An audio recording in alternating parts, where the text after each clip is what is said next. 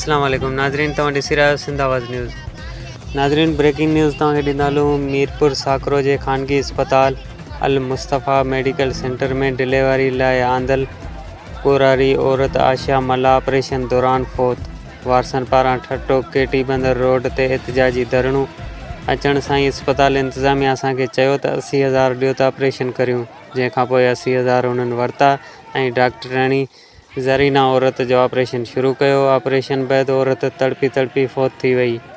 अस्पताल इंतज़ामिया ते केस दाख़िल करण लाइ थाणे वियासीं, पर थाणे वारनि जवाबु ॾेई छॾियो। अस्पताल इंतज़ामिया ख़िलाफ़ केस दाख़िल करे कार्रवाई कई वञे। औरत आशा जे वारसनि जो मुतालबो। नाज़रीन, ब्रेकिंग न्यूज़ तव्हांखे ॾेई रहिया आहियूं। मीरपुर साकरो जे ख़ानगी अस्पताल में अल मुस्तफ़ा मेडिकल सेंटर में डिलीवरी लाइ आंदल औरत आशिया मल्ला ऑपरेशन दौरान फ़ौत थी वई। नाज़रीन, केस दाख़िल करे कार्रवाई कई वञे। औरत आशा जे वारसनि जो मुतालबो। नाज़रीन, वधीक अपडेट ऐं बाख़बर लाइ ॾिसंदा रहो सिंध आवाज़ न्यूज़। नाज़रीन, सिंध आवाज़ न्यूज़ खे यूट्यूब ते ॾिसण लाइ मथे ॾिनल लिंक खे खोले सब्सक्राइब करियो सिंध आवाज़ न्यूज़ यूट्यूब चैनल ऐं रहो हर ख़बर खां बाख़बर।